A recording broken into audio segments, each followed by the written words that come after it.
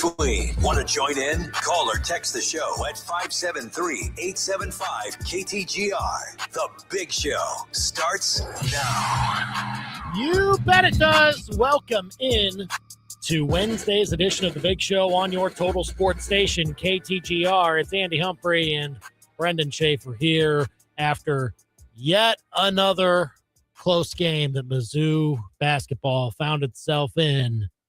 And well, for the second straight game, they couldn't get it done, Brendan. It's frustrating.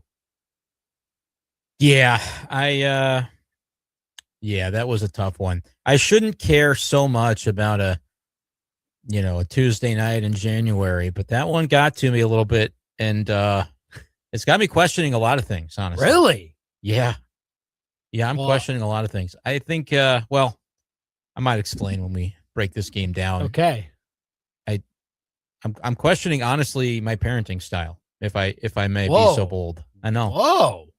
So we'll talk about that. How'd you get from that. there to Mizzou basketball? It's a deep cut, but I'll explain my thought process. You can tell me if I'm losing my marbles. I probably am, but I mean, I guess we'll get to the bottom of it here. You can explain where you're coming from here after Mizzou lost to Georgia last night. We'll talk about that loss and now 1/3 into the SEC season, what you expect now from the rest of the year for this Mizzou men's hoops team as they've won 3 and dropped 3. We'll talk also about what came across the wire yesterday afternoon during our show. We'll get a chance to react to it today. The Baseball Hall of Fame vote, Carlos Beltran, the former Cardinal and Royal, getting inducted, as well as, or not inducted, but voted in. He'll be inducted later this year, along with Andrew Jones, a longtime Brave. The Jones one is kind of making Cardinal fans a little bit like, oh boy. Okay, yeah, he probably deserves it, but if he deserves it, another certain Cardinal center fielder probably deserves it too. So we'll maybe get into that at 5:25.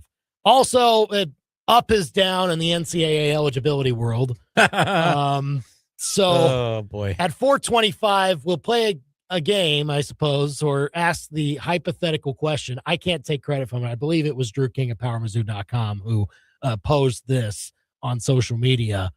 Which former Mizzou basketball player would you want to have rejoin the team right now? Just one.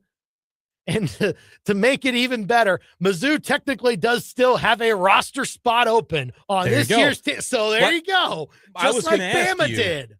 Why do you think this is a hypothetical? For what reason does this have to? Let's do some brainstorming here. We can save the season. Let's actually make this happen. So 4:25, we'll talk about it. Give us a call or text at 875-KTGR. Tweet us at KTGR Big Show. We'll also be hearing from you on YouTube and Facebook. You can leave comments there. We're live right now, youtube.com/@KTGR Sports and facebook.com/KTGR Big Show. Now, the Big Show's Big Deal. Tough one last night. Mizzou had a real chance to get another win against a top 25 team in Georgia, but Bulldogs prevailed 74-72. Tigers had a 1-point lead with 9 seconds left, but Georgia gets a basket plus the free throw on the foul by Sean Phillips Jr. They take a 2-point lead. Mizzou unable to hit their final shot. Jacob Cruz with the long 3-point attempt, but it fell short. And Mizzou, after that loss, is 3-3 in conference play after a 2-0 start, a 3-1 start, but now they've lost their last couple to get back to 500 in SEC play. 13-6 overall. Next game is scheduled for Saturday at 1 o'clock as Mizzou takes on Oklahoma at Mizzou Arena. Coverage on KTGR will begin at 12:30 on Saturday. And that is the Big Show's Big Deal. On this 21st day of January 2026, give us a call or a text, 573-875-KTGR. You want to weigh in on last night's loss. Do we dig in on the loss, or do we dig in on your existential, yeah, I've got good I don't news. think you're a bad parent, first of all. No, I don't think that at all. Here. What? The good news is the questions are connected. They're one and the same. Okay. I just think about my 3-year-old son, Gabe, and just think about how much I have, already gotten him to be pretty rah-rah about the Tigers. He loves his Mizzou, And now I've got this second son, Riley, that I'm thinking, am I going to do the same thing to him and subject him to this life? Well, there's no, pot of gold at the end of this rainbow. This is just sadness and despair. Well, ad infinitum. It doesn't end. It's just always you're going to be a point short. You're going to be a bad defensive play on an and one. You're going to be a desperation heave when you should have probably tried to hustle the ball up the floor. It will always be something, right? If you're a Mizzou fan. And I'm thinking, I've got an opportunity here. I could pivot and not Gabriel is too far gone. He's 3. He loves it. Oh, he's in. Attended several football games this year. He's bought in. He might be donating NIL money soon. Who knows? He might if he had his little piggy bank for NIL. He might be willing to do that.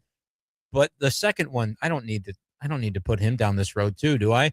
I'm already a lifer. It's over for me. I think my first son, it's over for him. Am I a bad parent if I allow my second son now to establish his love for Missouri after what I saw last night? Well, what are you going to make? You going to make him root for a different team? Is that what's happening here? I think I could do like an A/B testing where the second one, no exposure to sports. And the reason this comes up is because I was sitting there. I make fun of myself for doing this, but I was watching on TV last night, and they'd say, "Hey, 10 seconds left. Here we go. It's going to be an inbound play." And I stand up, and I'm like 3 feet from the screen. I'm in a defensive stance. I'm like, "Come on, boys, let's get it done." And then they call a timeout, and I'm like, "All right, go sit back down." It's a timeout for me too. Yeah. And so then they're going to inbound. I'm right back up. I'm in a defensive stance. I don't know why Sean Phillips wasn't, but that's beside the point. And then it's like, all right, T.O. Barrett, we're going to hustle this ball up the floor. No, we're not going to do that. No timeouts left because they burned it on defense for that wonderful switch by Phillips. But they end up losing the game, obviously, and my wife's sitting there, and I sit back down dejected on the couch, and I said, sports don't bring me any pleasure. And that's what really... This is also like 10:20 at night, too. Like a late game, all the reviews and all. Yeah. My gosh.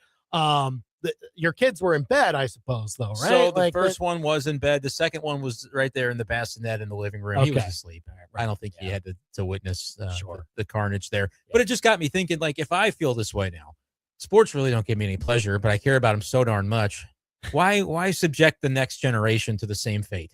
Is it bad parenting? That's kind of my existential crisis after last night's game, which they didn't play particularly well. Like the first half was ugly, right? But that's kind of okay for Mizzou this year. I would say that a credit to the coaching staff. The defense, I think, is really improved markedly, especially compared to where it was at the beginning of the year. Overall, like if I told you, like we did yesterday, hey, Georgia number 2 in tempo, and you kind of think back to last year of the way that Missouri played their games, and you think, man, they don't really mind that historically. This is going to be a game played first to 90, right? And we both picked scoring predictions that were in the 80s.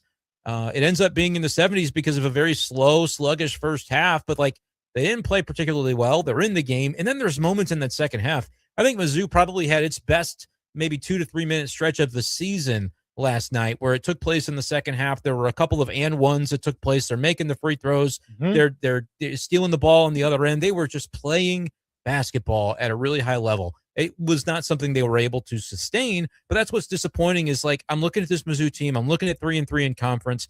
I think differently than I did in the non-con schedule where I just didn't think they were talented enough.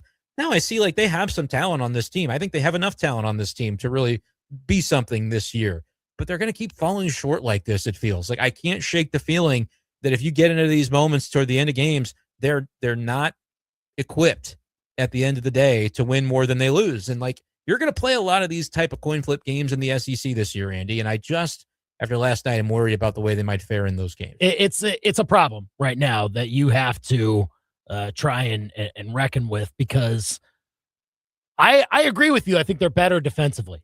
I think they have better defensive approaches.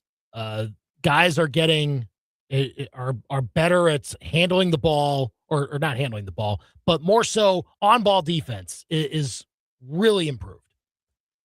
But last night, I attribute it more to Mizzou having the ability to slow Georgia down. Georgia had gotten to 95, 100 points in like 4 of their last 5 games because they had 80 possessions. Right.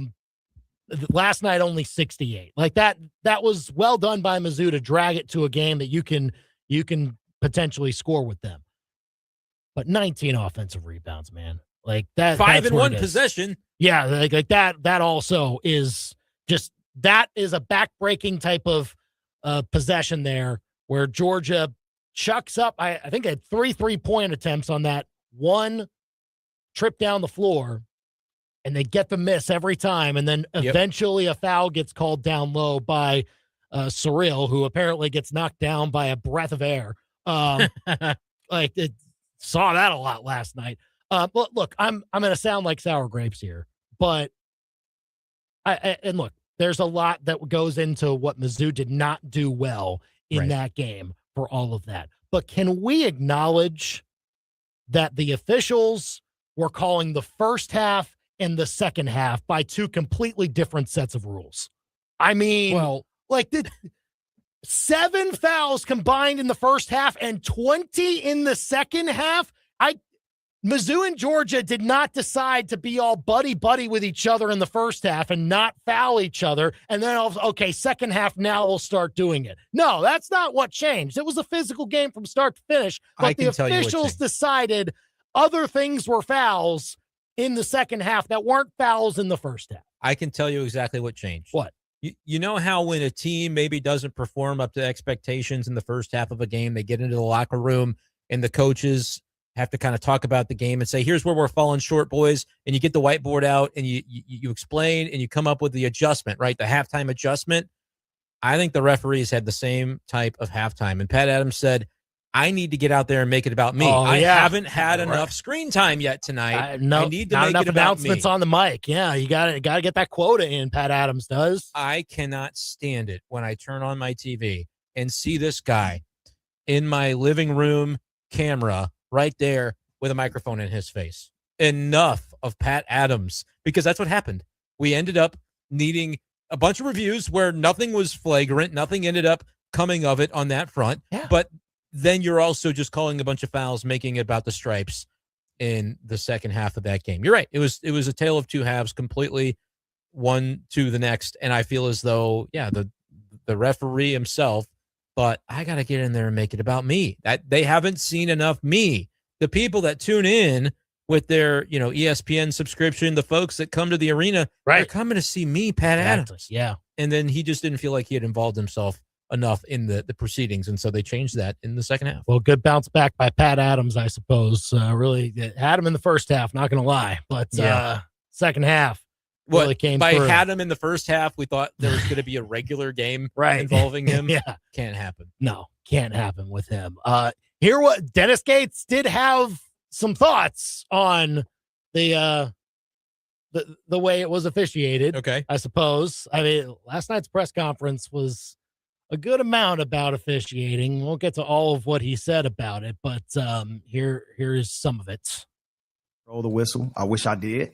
I wish there was a buzzer on the side on the scores table that we can just hit if we know that it's a foul, and then it'll alert everybody else that it's a foul. But it's one of those things, man. I can't control the whistle. Referees see what they see. But I do know one thing. I am excited that Cruz did not get seriously hurt on a play that he could not protect himself on. That is a dangerous play. I can understand if we never fouled a three-point shooter, but we fouled a three-point shooter because the whistle blew. Now, was it a foul? I don't know. I didn't watch it. But I do know what a blatant trip on a three-point shot at the top of the key and the vision that every possible referee has. So I don't know. I don't know. That's an example of how the night went on that category. But we had the lead. We did not hold the lead at the end of the game. We had a chance to win. We did not get to stop. And we just got to get a stop. Credit Georgia. Great win for them. Yeah. I mean, the trip was not the difference maker, but it was a trip. Like, we can acknowledge that it was. Here's my thought on this. They did not call an offensive foul on the floor. No. Right? They cannot then go back in via replay review, say common foul, offensive foul. They would need it to rise to the level of flagrant. Right. The fact that did not, which I kind of agree that it did not. Maybe that's a fault with the rule itself, but and his point is call it on the floor and there's no issue. But because they go to review it, they could look at that and say, ooh, yeah, we missed a common foul on that. But if it doesn't rise to the level of a flagrant, they can't then go back and assign one. And so that's where I'm like, I think the rule is at fault in addition to the referees missing it live. That's a hard thing to get live, but I do wish that if there was an infraction committed, that you could go back, if you're reviewing it anyway, to be able to say, yep, there was a foul there. But if it's not a flagrant, in that aspect of it isn't reviewable, to just assign a common foul. But again, flagrant can be like the intent was there. Right. That's the thing. A trip. Like, it was blatant. He didn't draw blood, but it's still a blatant and flagrant fouls can be called that way. It doesn't just have to be really forcible contact of just someone like swinging and clocking somebody. But and to Coach Gates's point, it is a dangerous play because Cruz isn't expecting that, right? He's trying to close out on the shooter, and then really at that point you might as well keep running down the floor and cherry pick for the rebound because you get out in transition. And so that's kind of what he's doing. That's what the shooter's preventing, by the way. Yeah. Is preventing Cruz from being able to, to continue his path. And so he does. He trips him. And here are my thoughts on this. You're right. You could argue that a flagrant would have been a favorable, a realistic call there because of the intent. That being said, it didn't feel like a game where post-game to me I wanted to be hearing as much as the officials did call tale of two halves, as we did. I would rather hear more about Dennis Gates' explanation for why a timeout for defense and then coming up with that situation with the personnel they had on the floor, which I don't think was necessarily the right personnel for defense. And you get Sean Phillips into a position where here's my take on this and tell me if I'm crazy. If you're Sean Phillips and you're 7-1 and you commit an and one on an individual named Smurf, you've lost the plot. Because the dude is 5'11" and you're 7'1", and you don't foul him hard enough to make sure he doesn't make the bucket. That's one aspect of it. I just thought it was poor defense and probably poor personnel in terms of what necessitated that switch in that matchup in the first place. And then you didn't have a timeout for coming down the floor with 5.5 seconds, which is plenty of time to do more than desperation heave from Jacob Cruz from 30 feet away. That was pitiful. Here's the thing. There wasn't really a question about the timeout in the press conference. He didn't explain about the timeout because, to me, I don't have much issue with it.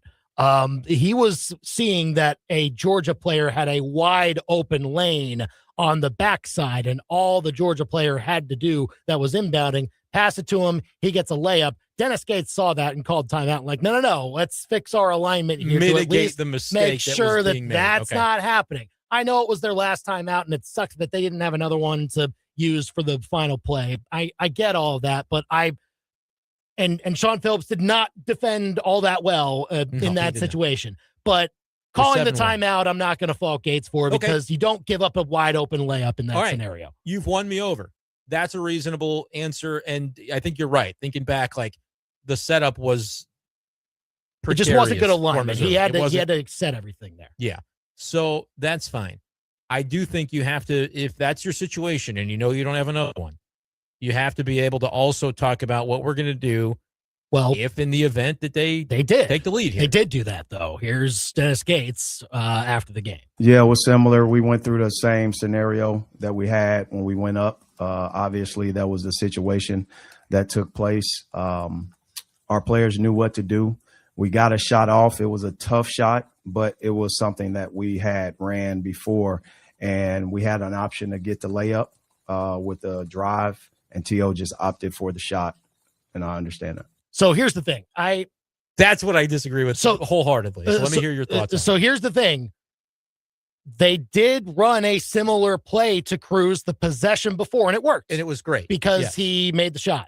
And he was at the top of the key where he was comfortable. He was not coming off of a screen. They were not expecting him as much as they Can you remind me, the inbound there, was that bringing the ball all the way down the floor, same thing, or was that a different scenario? That's what I'm trying to recall. That was a half-court possession. That's what I thought, too. It wasn't But I think they were still coming up. They had more time, obviously. I think they still had a shot clock at that point, but it was a half-court set, and it worked, and Cruz was Right. there for the shot. This one, they just had to operate a little bit quicker. Again, he was explaining the ball handler, who at this point was T.O. Barrett, had a chance to either get to the rim himself, or he has the option to see Cruz, and if he's coming off well, he can pass it to him, and Cruz gets the shot. Yeah, kick it out and find the open shooter if they're there. The problem was T.O. Barrett did not push the ball down the floor nearly quick enough that he needed to. And that's the problem with the team this year, because T.O. Barrett has played, am I correct, more minutes than Anthony Robinson. He did over the last couple night. Of games. Last night he did. Which I don't have a problem with. I thought he played pretty well, Andy. But this season will go down as in the clutch moments, the point guards on this team are not getting the job done collectively. And that should have been Anthony Robinson, because this should have been the year that he could play at a level that we shouldn't be wondering whether it's going to be Anthony Robinson or T.O. Barrett in the clutch in that moment handling the basketball. But I don't even disagree, because Anthony Robinson has not been playing well recently. And so T.O. Barrett gets the opportunity. What in God's name is he doing? Walking the ball up to half court when you've got 5.5 seconds. Well, but again, let's make sure we're placing the blame in the spot where it needs to go, right? You're going to say it's T.O. Barrett. I'm sure Dennis Gates said, hey, you got to push the ball up the floor. You've got probably not much time to do it, so make sure that you are quick with it. I would say T.O. Barrett, but again, T.O. Barrett is not expected to be the starting point guard on this team. T.O. Barrett, I think, in the role that he is playing right now, is playing about as well as you can expect. He still needs he needs to develop an outside shot. He has some holes in his game still, but from what he can do well, I think he is showcasing that in some good spots for Mizzou in the last few games. Totally agree. The problem is, no, he shouldn't be on the floor in those spots. And the fact that Anthony Robinson isn't is, I think, an indictment on the play that he has had recently here. And so, you have to get to a point where Anthony Robinson is trustable again in those situations, and Anthony Robinson has to recognize that. Exactly. Yeah. And Gates has called this out. Yeah. Gates has been outspoken within the last week saying we're going to go as far as Anthony Robinson's going to take us.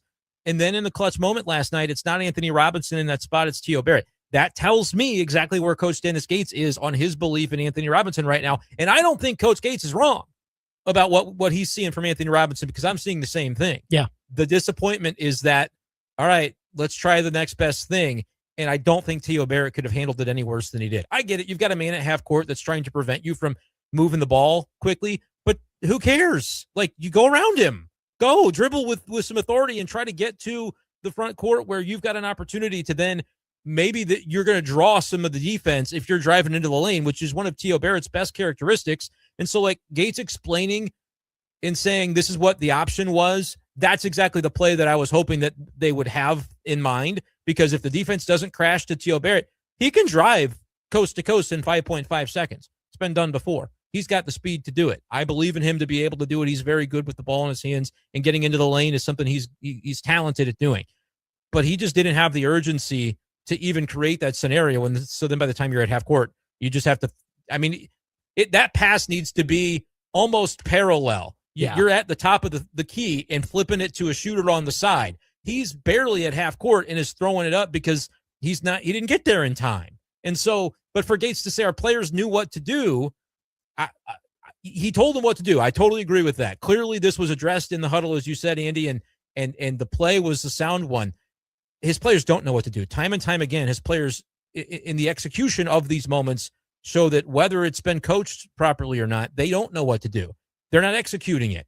You can't tell me he knew what to do, but he doesn't make it to half court in 3 seconds. That's the problem. And it does boil back to Anthony Robinson, because if you're Coach Gates, you're thinking, what in the world do I have to do here? Because this was supposed to be our guy, right? He was supposed to be the guy to have the ball in his hands in that moment. I don't even feel like I can trust him with that. And so you're playing with, a few cards short in your deck of what you thought as a coach you were going to be having in those moments. And so it does all kind of boil back to Anthony Robinson, for better or worse. And I do want to, that's why I'm putting more of it on the coaching, because you told him, but clearly it didn't sink in. And the player that you need to have in the scenario has not risen to the level to be able to be trusted in that spot. The guy you put in that spot is playing above his head. And I want T.O. Barrett on the floor. I want him on the floor more than a lot of other guys that have seen playing time. And finally they're giving it to him. But then the big moment came for him last night, the clutch, and he's just walking it up the floor all the you time in gotta the have world. A better sense of urgency. Absolutely. I'm lucky to be doing this for a living. Like, it was just, what are we doing, brother? You gotta have some urgency. I think he could have made it into the painted area and kicked it out or taken the floater himself. I think if he would have established urgency from the word go, he has the speed to have had the time to do that. And it's just not the play we saw play out. And to me, at the end of it all, always is going to fall on coaching. That, like, the players didn't execute. As a coach, I got to put myself in a better spot. That's all we heard Eli Drinkwitz say all season long, to the point where we got tired of hearing him say it. Yeah. But I don't like hearing, well, the players knew what to do. Coach, they didn't. He's got to get drilled down in a different way so that the next time Teo Barrett's in that spot, he executes, or you find a way to get to Anthony Robinson where he can be the guy that he was meant to be for this team. Otherwise, they're going 8-10 in league play, and we're going to go, ooh, man, what if? There's a couple games here and there that you would have been in the NCAA tournament. And that's my fear, is that it's not the fear I had in December that they're just not any good. It's that they are good and they're not going to maximize their potential. 875-KTGR, give us a call or a text. Terry texted in, was Robinson not in the game at the end? He checked in for Pierce for the final play. That is true. He did check in for the last 5 seconds. For offense. But not for defense. Why wasn't he on the floor for defense? Right, he wasn't on the floor for the last 5 minutes before that. It was for a lot of offensive and defensive possessions for that. Fair. But he was on there for offense. And again, he wasn't the ball handler. They decided, no, we're going to have Teo Barrett do that, even though Robinson is on the floor. And Robinson was just kind of the guy that was maybe another spot-up shooting option in that or another ball handler. You never know what could happen if they don't let you inbound to Barrett. You want somebody else, to come up and help, whatever the case. But wouldn't you say that Robinson, through his struggles, still, you've got a defensive possession where you've got to get a stop. And I think Cruz is in the game instead of Robinson, which is not like a 1-for-1. They don't necessarily play the same position. But when the game can be boiled down to the final 9 seconds and all Coach Gates said, you got to get one stop and we win. Yep. I want my best defenders out there, and I don't know that was necessarily the case. Call or text us at 573-875-KTGR. But to wrap it all up, Brendan, no, you are not a bad parent for putting your kids through Mizzou fandom, because it builds character. It builds character, and it toughens them up. And as much as I'm emotional, sometimes they gotta know some despair and disappointment at times. And I get it. I'm being dramatic, obviously, a little bit hyperbole here, but at the end of the day, I wouldn't have it any other way. But I do mean what I said. I think there is talent on this team to where, especially with last night's win, we'd be talking about 4-2, and I think there's a real chance to go 4-2 in your next 6, to where you're going 8-4, and now you're really feeling good about things before the schedule does toughen up a little bit toward the tail end. Now it's all right, you're at 3-3, you're kind of treading water. Where do you find the way to get above water when you do play some very difficult teams, and not always at home throughout the remainder of the schedule? And so it's I feel as though the talent is there, because I see it in fits and starts. We saw it last night at times. But now I'm thinking, man, if they're in Andy, if they're in 6 more of these games that come down to the final possession, do I trust the collection of coaching and execution on the floor to win more than 2 of the 6? I don't really know that I do right now, and that's what scares me after last night. Call or text us 875-KTGR here on the Big Show. Your thoughts on Mizzou men's basketball's loss against Georgia last night. We'll get more on that, but also maybe something that's could help Mizzou. I mean, I guess it's allowed now, so maybe you need to explore it. I don't know. Alabama's certainly trying it. Getting a guy that used to be on their team, entered the NBA draft, signed an NBA contract, but apparently is wanting to come back and play at his old school. And apparently Judge says, yeah, that's fine. And I guess that's paving the way for it. So with all that, which former Mizzou Tiger would you want to see on this year's team added in the middle of the year, if that were possible for Mizzou? We'll get to your comments on that, your answers to it, next on the Big Show, KTGR. Breaking down the Tigers, Cardinals, Chiefs, and more like no one else. The Big Show continues next on KTGR.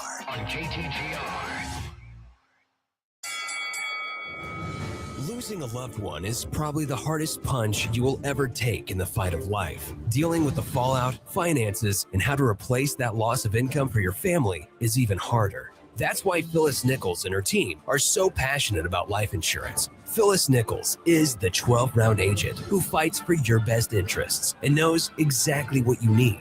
Get your life insurance with State Farm agency licensed Phyllis Nichols, the 12-round agent. If you're craving something delicious, find your way to the Pasta Factory, where everything's made from scratch daily. Their fresh sauces, cakes, quiche, dressings, and soups are sure to tantalize your taste buds. And all pasta entrees are cooked, baked, and tossed to order. Don't leave without sampling those homemade desserts, lovingly crafted by Jason and Rob. Good. The Pasta Factory. Visit them at 3103 West Broadway Business Park, right in front of Walmart. Celebrating 50 years in business. The Pasta Factory, where fresh meets flavor. Welcome back to Winter Hack Radio, the place for clever hacks to survive the season. Icy driveway? Well, try spreading sand or birdseed to help with traction. Snowy puppy paws? Well, grab a whisk, brush it off, done. Catch COVID-19? Well, just get... Actually, there's no hack for COVID-19. But if you test positive, prescription medications for COVID exist. Ask your doctor if they're right for you. Visit PfizerForAll.com to learn more. Sponsored by Pfizer. Are you 50 or older? This news is for you. The CDC recommends you get vaccinated against pneumococcal pneumonia. Even if you're healthy, your age puts you at risk. People 50 or older are over 6 times more likely to be hospitalized with pneumococcal pneumonia compared to adults 18 to 49. Just one shot can help protect you. Learn more and schedule at vaxassist.com. That's VAXassist.com. Sponsored by Pfizer. You don't just sell, you connect. You listen, learn, and deliver. You build relationships that turn clients into partners.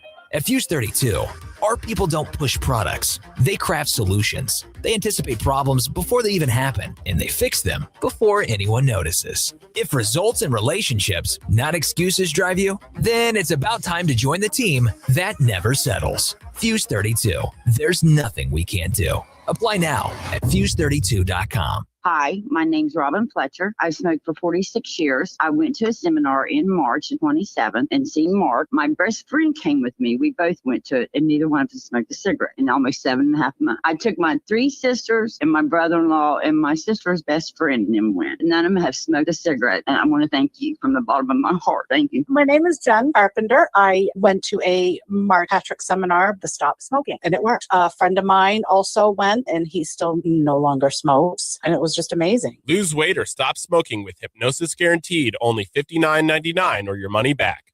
Don't just cut down, but stop smoking once and for all or your money back. Stop Smoking Hypnosis, 8 p.m. on Tuesday, February 3rd at the Capitol Plaza Hotel and Convention Center in Jefferson City, or 8 p.m. on Wednesday, February 4th at the Holiday Inn Columbia East in Columbia. Registration 30 minutes before. Sign up at markpatrickseminars.com. That's markpatrickseminars.com. Back to more of the biggest sports stories in mid-Missouri. You've got The Big Show on the KTGR app. Daniel with a text in says, my son knew last night I was upset at the game. He said, Dad, it's okay. We'll get them next time. He says, keep being the best Mizzou dad, Brendan. He does his best also. Yeah, when my son's watching it, he'll just say, that's okay. They tried or whatever. They'll win next time. Yeah, I'm like, yeah, they sure will. And then I, cry myself to sleep or whatever it is. He responds better than I do to these type of losses. I didn't even tell him this morning. It was after his bedtime. And so normally, I'll say the next morning whether they won or lost, and I didn't bring it up today. Just didn't have it in me. He didn't ask, so he'll probably forget about it. All right. Yeah. Well, he'll find out in due time and probably respond better than everybody else does.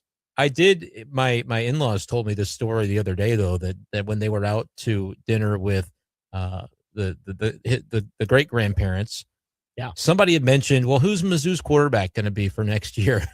And nobody at the table knew what the answer was when Gabe pipes up, I think it's going to be Austin Simmons. And then they all Google it, and they're like, yeah, I guess he is. That is impressive. I was pretty proud of that one. I don't know how that started. That is a man who is up to date on his transfer portal happenings. He's a big portal follower, so I thought that was funny. Oh, man. That's a good poll there. Speaking of the transfer portal, apparently that has also widened to NBA players. And apparently you can enter in to a team in college for anywhere, wherever you want, even in the middle of the season. That's the bet that Alabama is making to try and get Charles Bediako back on their team. I guess it's going to work somehow, some way. Despite the fact that he signed an NBA contract, he played in college, entered the draft, did not withdraw from the draft after the deadline, didn't get drafted, but still signed an NBA contract, played professional minutes, but now is going to get to come back. Or I suppose, I guess that's the way is being paved. A temporary restraining order was given in the case, in the NCAA's case against this guy. And, well, that means that no decision can be made for like 10 days or something like that. And so in the meantime, sure, you're eligible. Go ahead. Do what you want. So they're going to play a game with this guy. He's going to just roll up. How do you do, fellow kids? I mean, he's just going to roll in there and play for Alabama against, Tennessee is their next game? Well, and Mizzou plays them next week. Oh, good gravy. And then what happens if after the fact they say, hey, not eligible?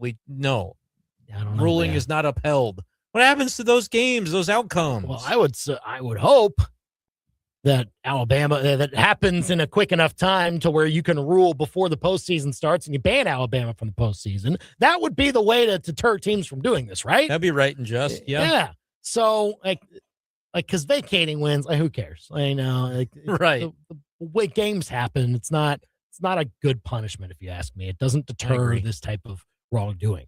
As quickly as you can administer the punishment and actually make it hurt. Yeah. Ban Alabama from the postseason if you deem this guy ineligible and he plays games for Alabama in some way, shape, or form. Send a message. Problem is the NCAA's messaging that they have sent over the last couple of years or so is we don't know. Do what you want. We can't do anything. The NCAA is asking Congress to step in. Why can't you just rule on your own stuff? Why do you need this? Why? They have rules supposedly on paper, but they're not being enforced. I know. But anyway, that begs the question. Alabama can do this. Now you could play at that game. This was a question posed by Drew King at PowerMizzou.com. We can't take credit for it. He posted on social media. But lots of good responses that I have seen from this. And we've already got some here on our Texter and on our Facebook and YouTube channels. 875-KTGR if you want to text in. If you could pluck any former player from Mizzou out of their current situation and put them on this team, who would you put on this team? Which one?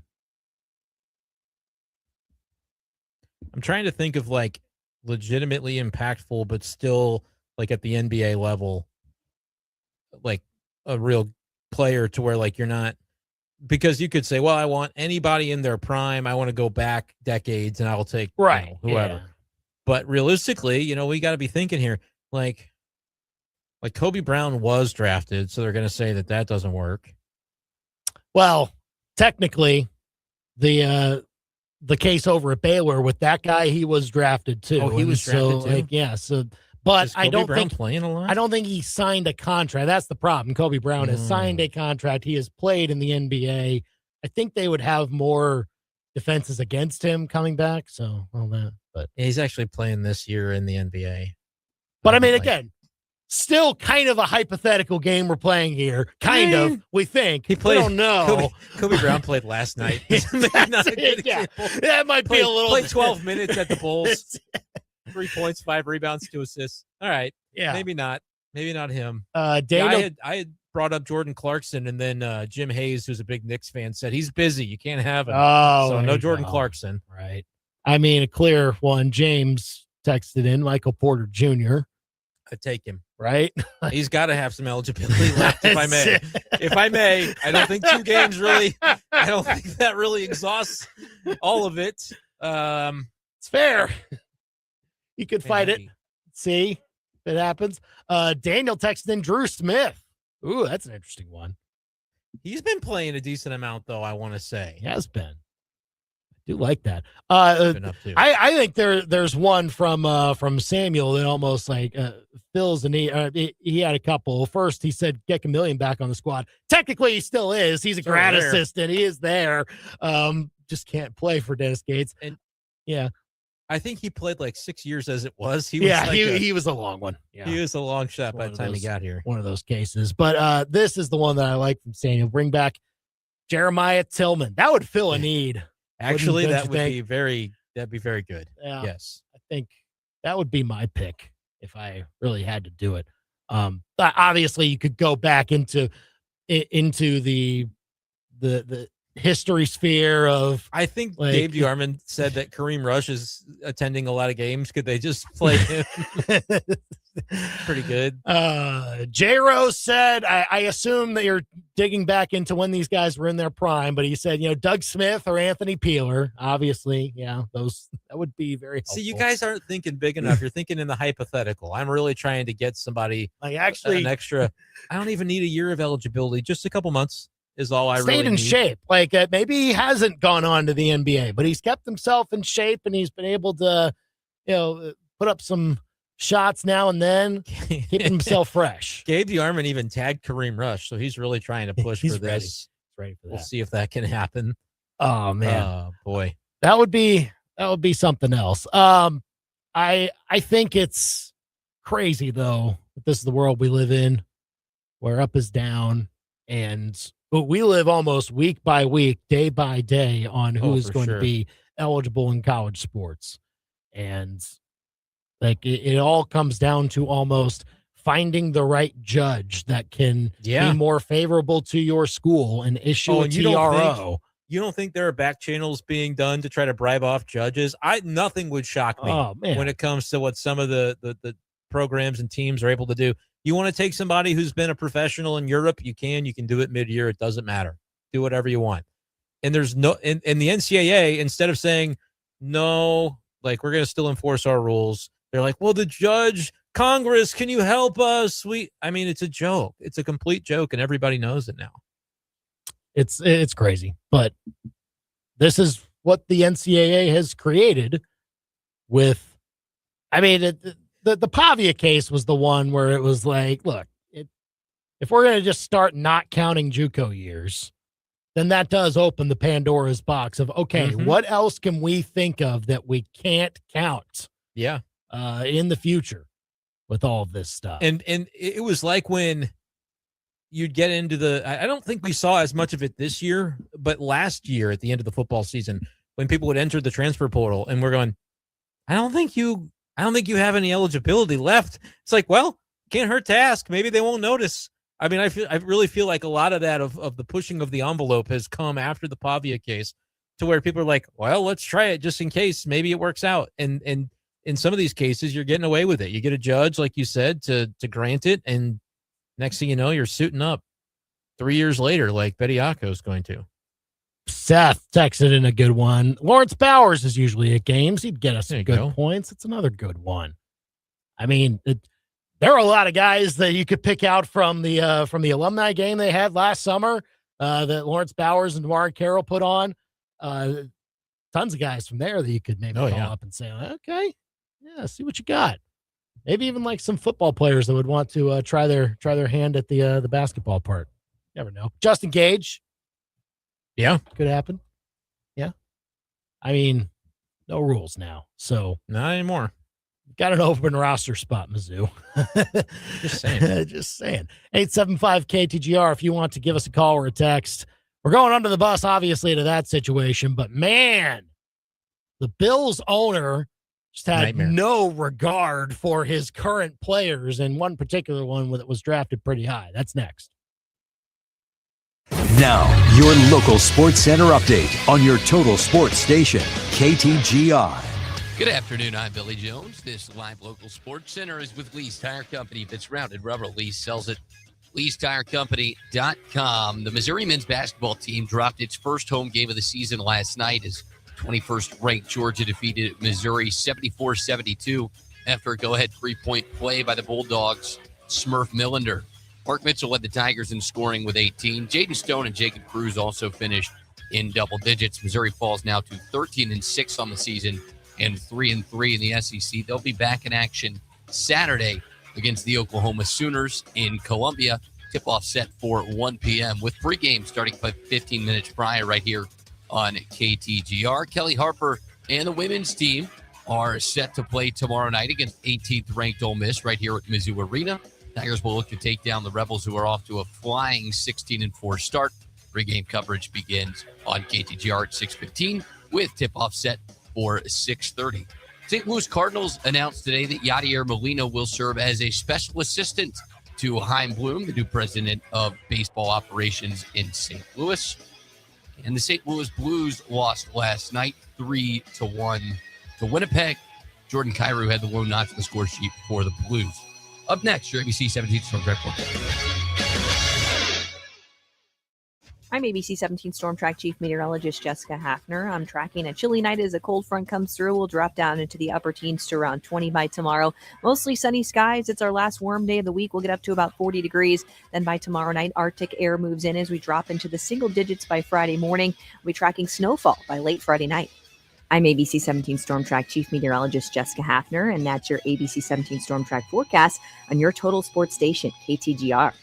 High school hoops. Switches on the crossover, Euro step inside, high off the glass and in. At its best. Catch it on the left wing, turns around and knocks down the three. KTGR is your home for the best high school basketball matchups in Columbia. Follow the QBs, Bruins, Spartans, and Trailblazers all season long on KTGR's High School Hoops Game of the Week. See the full list of game broadcasts on KTGR.com and listen on the go with a free KTGR app. High school basketball lives here on your total sports station, KTGR. Hey, Columbia, this is Coach Agnew from API. I've got a New Year's deal for you don't want to miss. If you've been thinking about getting in shape, now's the perfect time to jump in. Sign up at API before the end of January and get your first 31 days for just $31. That's right, 31 days, $31. With expert coaching, a supportive community, and all the tools you'll need to crush your fitness goals. There's never been a better time to join the API family. So come on in and let's make this year your strongest year yet. Sign up now at APIProjectFitness.com. Hi, we're Midway Electric. When winter hits, electrical issues can turn serious fast, at home or at your business. That's why you need a trusted local team that shows up, solves the problem, and stands behind the work. From whole home generators and security systems to everyday service and repairs, Midway Electric has you covered. And now through January, get $500 off a whole home generator installation to keep you powered up no matter the weather. Midway Electric, powered by people with pride. MidwayElectricInc.com. Paradise doesn't have to be far away. Sometimes it's a quiet walk through a state park. Sometimes it's your favorite takeout and a night in.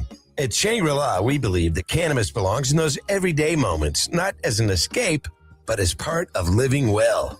That's why we offer 20% off select category every day, plus 20% off store-wide every Sunday. Thoughtful products, honest guidance, real value. Shangri-La, discover paradise. Learn more at ShangriLaDispensaries.com. When it comes to you having unique and trendy items, your business has the it factor. People who come in love the store, the quality, and the prices. Now you just need to pump up the foot traffic. You need to be part of the ShopMidmo.com community of businesses who are growing their customer base. ShopMidmo.com will get your store and products in front of thousands of potential customers. If you know your store has the it factor, give it a jump start. ShopMidmo.com can be your launching pad. Find out how. Contact us at ShopMidmo.com. It's a new year, and Aleve is here to help you keep your New Year's resolutions on track. Whether it's a daily walk, hitting the gym, or spending more time with friends and family, Aleve's got your back. With up to 12 hours of body pain relief per dose, Aleve keeps you moving with long-lasting body pain relief so you can chase those dreams and achieve your goals.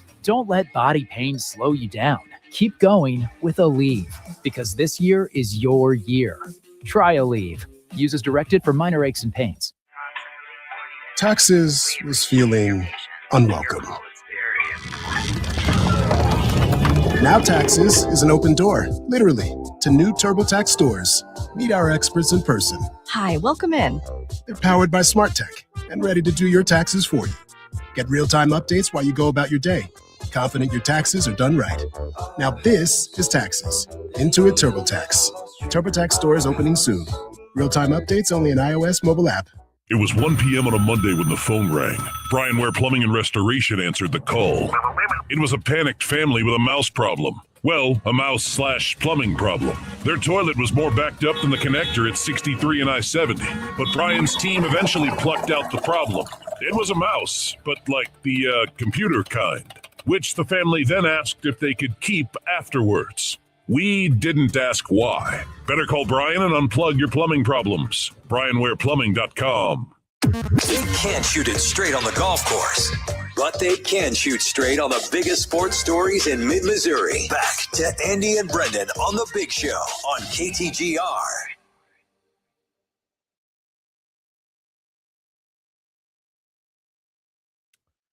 Obviously, a big under the bus to the situation with Alabama and trying to get Charles Bediako back on their team, despite him signing an NBA contract not too long ago. And look, like, this is kind of a good encapsulation of the hypocrisy that is happening across the country with this stuff. Seth Davis tweeting this out. Nate Oates had this to say a few weeks ago when James Najee signed with Baylor. That's the other case that's kind of similar to this one. Hey, Nate Oates said about that, quote, I think it's taking away opportunities from kids coming out of high school. I was a high school coach for 11 years. I wanted my kids to get opportunities when they left my program. This is taking opportunities away from those kids, end quote. What a fraud. Well, I'm sure you're going to stick to that sentiment, Nate Oates. That's not what Alabama's press release said. It was about a sentence long saying we support it. Yeah, exactly.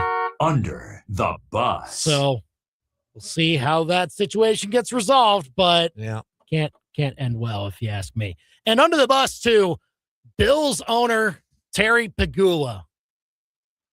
These owner and GM joint press conferences always end up with something like this.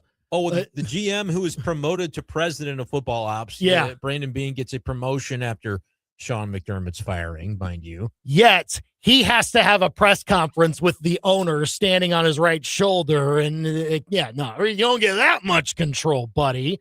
The GM, Brandon Beane, was asked a question about the wide receivers in the room itself, and maybe why it's not all that great at the moment.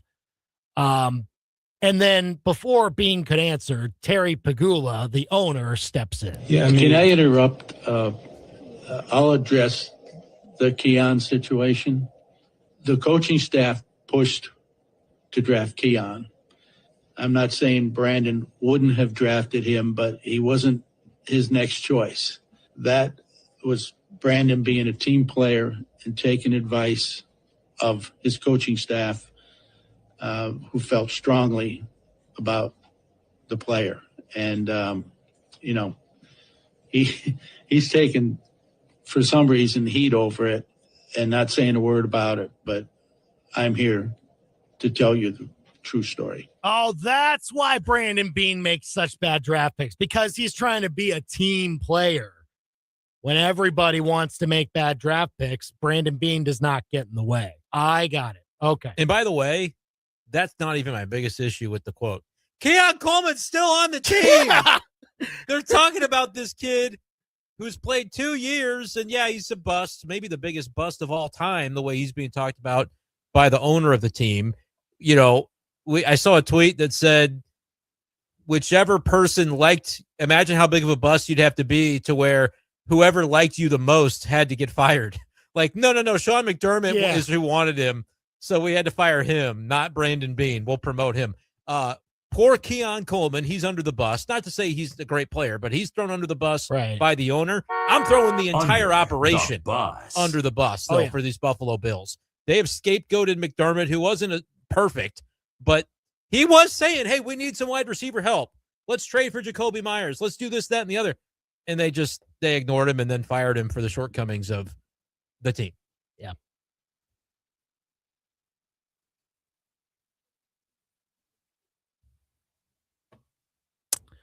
Would have been nicer to have it being a victory, I'm sure, for Mizzou men's hoops, but congratulations to Jaden Stone, who reached 1,000 career points last night.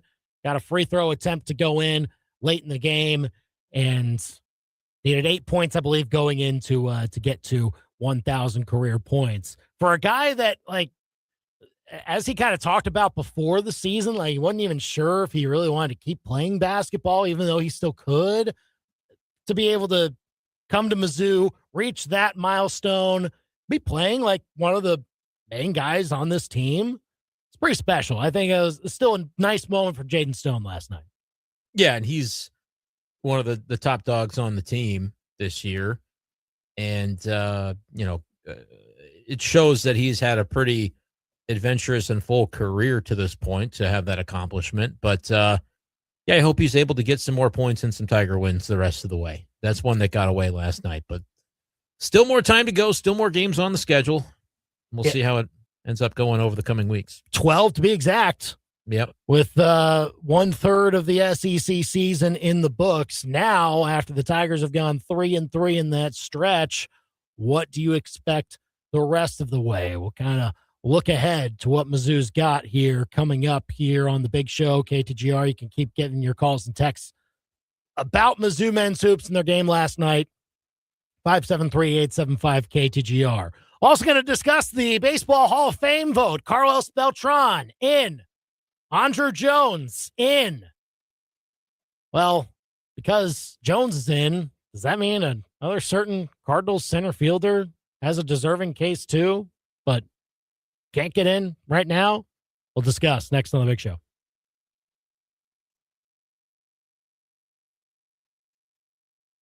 Hi, everyone. Andy Humphrey here for Advanced Tree Solutions. They are the tree experts in mid-Missouri.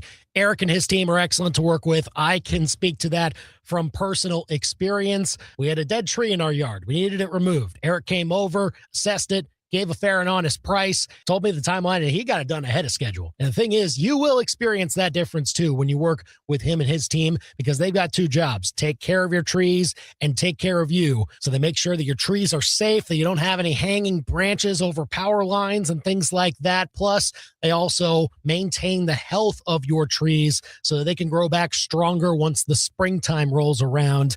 And so go and check out AdvancedTreeSolutionsLLC.com to see their full range of services. And don't forget them as the tree experts in mid-Missouri. They serve Columbia, Jefferson City, and Fulton. Go to AdvancedTreeSolutionsLLC.com and give your trees the care they deserve with Advanced Tree Solutions, your tree's best friend. I stopped smoking with Mark Patrick's hypnosis when nothing else worked. 1 year later, my wife Michelle and I attended the Mark Patrick weight loss hypnosis seminar. In 2 months, lost 43 pounds, and she lost 18 pounds. And we feel great.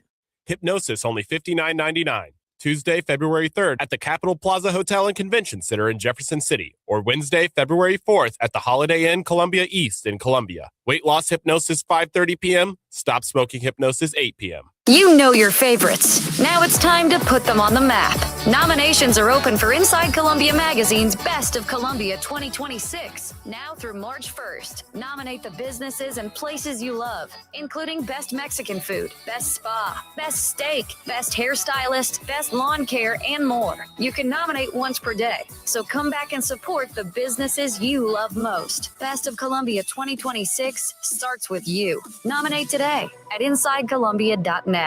KTGR AM Columbia, KTGR FM Fulton Columbia, K286CL Columbia, Mid-Missouri's total sports station. KTGR. This is Sports Center.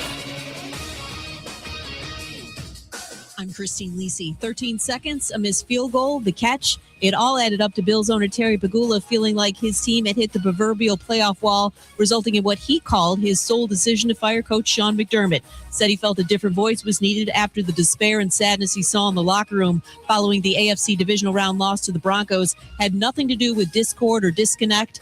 GM and new president of football operations Brandon Beane leads the search for a new head coach. ESPN NFL front office insider Mike Tannenbaum. There's only 32 of these, and it's Josh Allen in his prime.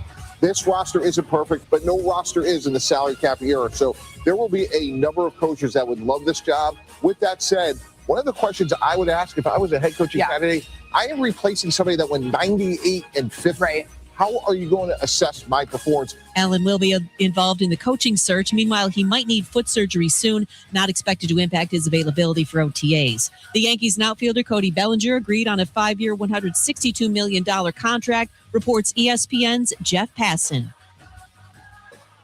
ESPN Radio is presented by Progressive Insurance. Progressive Commercial Insurance can protect your small business with over 30 coverage options, an easy-to-use mobile app, personalized discounts, and more. Get a quote in as little as 8 minutes at progressivecommercial.com. Discounts and coverage selections not available in all states or situations. From Faro. 15 to the 10, to the house. Bush. Back to the wall, and it's got her. And Arrowhead. Touchdown, Kansas City. To your speakers. This is the big show, baby. Get fresh takes on the biggest sports stories in mid-Missouri. Right now, this is The Big Show with Andy and Brendan on KTGR. We know we've got more to say about the loss for Mizzou men's hoops last night. Tough one to take, especially the way that it finished against Georgia last night. Now that that's done, you can still get your thoughts in on the loss, 875-KTGR. But 12 games left in the SEC season for Mizzou men's hoops. They've been 3-3 so far. What do you expect now the rest of the way based on how you've seen them play? We'll get into that in a few minutes. We'll talk about the Baseball Hall of Fame vote that was revealed last night. Carlos Beltran, the former Cardinal and Royal, is in. Andrew Jones is in. And so the fact that he's in has brought Cardinals Nation a little bit of like, okay, Jim Embens has some pretty similar numbers too, but he didn't stay on the ballot. What gives? We'll talk about that at 5:25. Give us a call or text 573-875-KTGR. But first, it's 5 o'clock.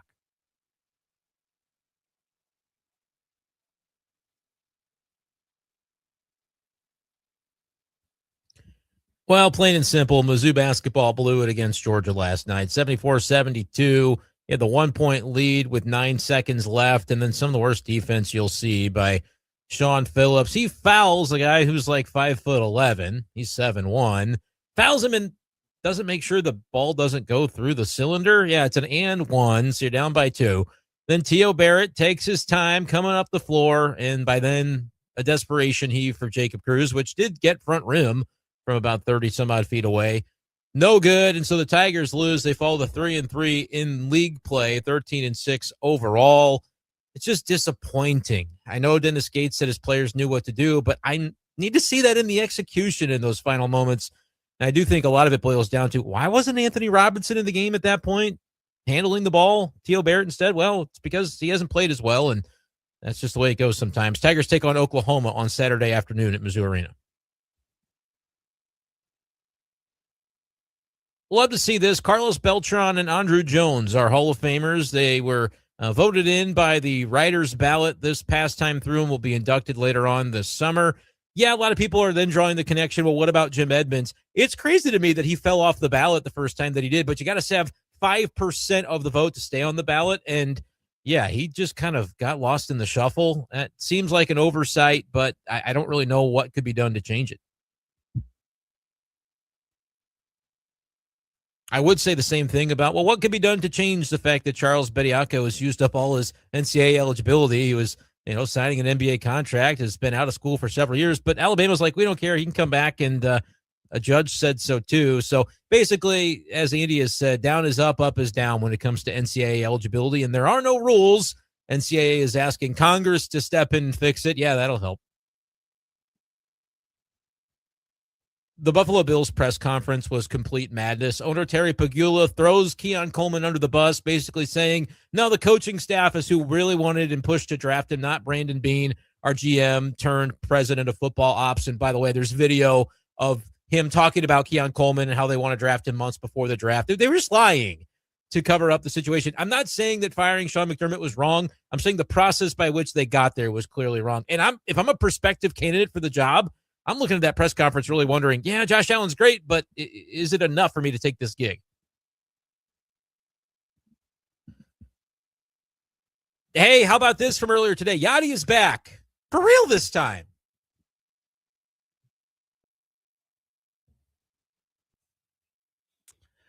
Yeah, actually, for real. Like it, I know they announced but it's like release. Yeah, there's a press release. There's an official tweet. Cardinals have acknowledged he has a role in the front office now. Does this mean that he's like here though, or is he just on the Zoom calls and just is remotely assisting Heimblum? So president of baseball operations, he is the assistant to the president of baseball operations. Oh, that's good. Or really the terminology is better, an assistant to, because you can have lots of assistants. He's a special assistant, isn't he?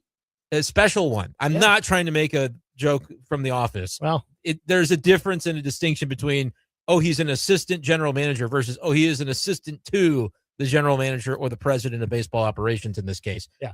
Like, I liken it to this example. A couple years ago, the Cardinals thought Matt Holliday was going to be their bench coach. And then a couple weeks later, he was like, JK, I don't want to do that. And so they're like, well, crap, what do we do?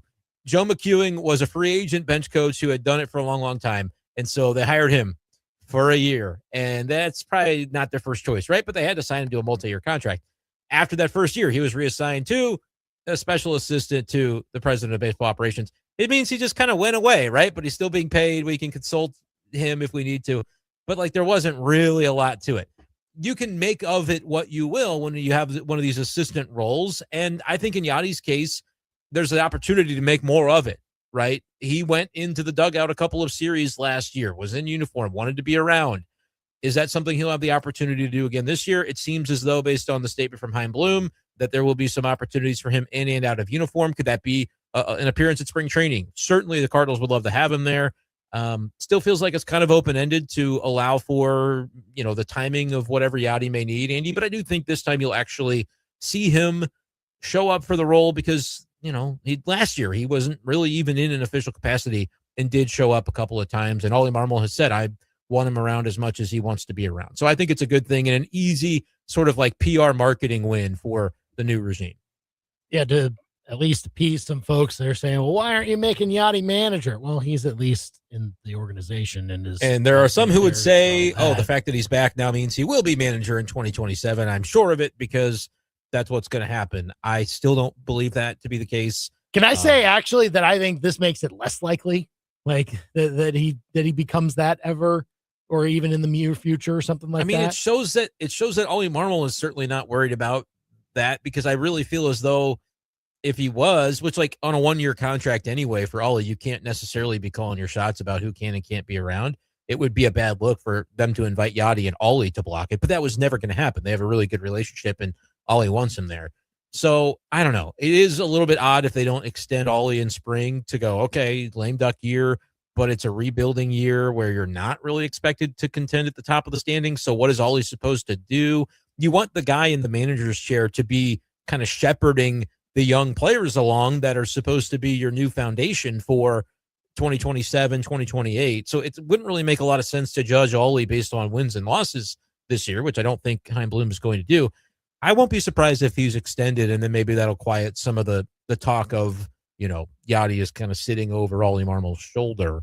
But we'll see. It's unique because a lot of times when managers are fired, it's because they didn't win enough. And that just cannot be a way to evaluate what Ollie Marmol may do in 2026 based on the way they're building this team. Like their Vegas win total is 71.5. They're expected to lose 90 games. You can't blame that on the manager if you built the roster that is designed to do that. It's fair. This was not the guy that brought Ollie Marmol in, though. I mean, it was, or promoted Ollie Marmol. I just still see the hanging, spot over this team of it being Chaim Bloom. And look, he is obviously doing it his way with the roster, and it is not a short-term play. It is a long-term play with what he's trying to work with and the cards that he is trying to now be able to play. But that might mean the manager too. Like he might want to impose his own stamp on that also. He may, but wins and losses may not be the sticking point with that. It might just be how certain players are performing. Like, are we getting the most out of these players that we hope to be mainstays for the foundation going forward? And that may be right. The one thing I would add to that, what in our minds makes us think that if that's the way Chaim Bloom wanted to go, he picks a different manager to put his stamp on it, that he's going to have it be Yadi or Molina, who's like one of the most domineering presences in franchise history. Like when he was a player, he was kind of pseudo manager, right? Was running that clubhouse. And so I would look at that and say, you're right. Maybe Heim goes in a different direction. I don't have any reason to believe that direction would be Yachty, but if you end up having Yachty around for this year and a great relationship is built, who's to say it couldn't be him? But it would very much surprise me. My number one candidate, if I had to guess at it today for the manager in 27, would be Ollie Marmol. Number 2 would not be Yachty or Molina. If I were trying to guess it and get it right, like I could win a prize, I wouldn't guess Yachty in like my top 3. No, I wasn't arguing that it should be Yachty, and that I just think the fact that he's given a different role in the organization and maybe is going to be more on that side, I would think lend to him maybe looking elsewhere if in fact he had to make that decision or decided, let's do that. But no, obviously this is going to shoot the Cardinals up to the top of the standings with Yachty and Molina back in the room and in a Cardinals official role. So be happy for 2026. It's coming very soon. 875 KTGR. If you want Doesn't feel like it outside, but it is coming soon. Oh my gosh. Yeah, pitchers and catchers report this weekend. in less than a month. Yeah, it's going to snow. Mizzou men's basketball's next game is scheduled for Saturday at 1 Yeah, what are they going o'clock. to do about that? Yeah, I don't know. Is that going to happen? Like that's a fair question. Non-zero chance that it is not happening at that time. We'll see. They haven't said anything about it, but yeah, it's supposed. The forecast shows snow all day for Saturday. I have no clue what's going to happen with that, but regardless, I would think that they find some sort of plan to get the game in whenever it might be, and that Mizzou will still have 12 SEC games remaining to play. Yeah, I hope so. So I don't know how you fix that. Maybe is there a week coming up where they only play one game? But then what is Oklahoma doing? Right? I was looking at that. They do not have the same bye week, if you will, from the midweek competition. Every SEC team does get one, but it does not match up for Mizzou and Oklahoma. So I don't know. I mean, we'll see. But regardless, if that game does happen, that's one that Mizzou has to win. I mean, yes. Oklahoma just lost to South Carolina on the road, and South Carolina on the road is another one that Mizzou has to win. Can't have that. You will. result. So, hey, can I say when that game comes up that we expect to beat South Carolina on the road? Are they a degree of? Oh, yes. Okay. Ole Miss is better than that. They are. Yes. South Carolina is still in the spot where you don't necessarily want to be. So, yes, if Mizzou is able to get the Oklahoma win, they get Mississippi State. I don't know what would happen against Alabama, but yes, especially now that you've dropped a home game, you've got to expect to go on the road and beat South Carolina now, because that is your easiest road game remaining. Yeah, and you do play at Mississippi State later on in the season. So that's also a good. That's not the worst double up to have, right, that you're going to play twice. Like, the schedule is there to figure it out if they want to figure it out, but we'll see. It is going to be interesting there, but this was what Dennis Gates said last night after, the loss, of course, but how he sort of characterized this loss in the grand scheme of what Mizzou is trying to do in the big picture. We're 3-3 in the first 6 games. There's a middle 6 and then the last 6. So in conference play right now, we got to be able to stay above 500 in the next 6 games. And that's the art of a full season. Try to stay healthy, understand wins are going to come and go. You gotta be able to bounce back if you fail to get a win, and we got to bounce back. Well, certainly do. And again, Oklahoma, presumably the next chance for that to happen. If not, then it's at Alabama, which is going to be a tough place to go and bounce back. So look, it is a fair way to put it. Like, if you, over these next 6, if you can get above 500 and win 4 out of 6, which, by the way, I think is doable. It's doable, but it almost feels like something you need to do now after losing last night. Yeah, because the stretch of South Carolina is within that stretch. Mm-hmm.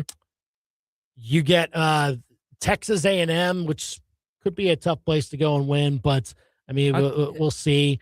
But look, 3 home games during that stretch. You win your 3 home games: Oklahoma, Mississippi State, and Texas. That's the toughest one, but winnable at home. You can win all 3 of those at home, get the South Carolina win on the road. That's 4-2. That gets you above 500 over the next 6. So it is doable. Like, last night is a loss that, again, if Mizzou misses the NCAA tournament, maybe by a margin, then you look back on it, you're like, man, that's one of them. Yep. Flip that in our favor. Something different probably happens for us. But again, doesn't have to be that, because there is still a good amount of the season left, and almost every game is quad 1 or quad 2. So again, if you get to a requisite above 500 mark in this league, I still think that gives you a pretty good case to be in.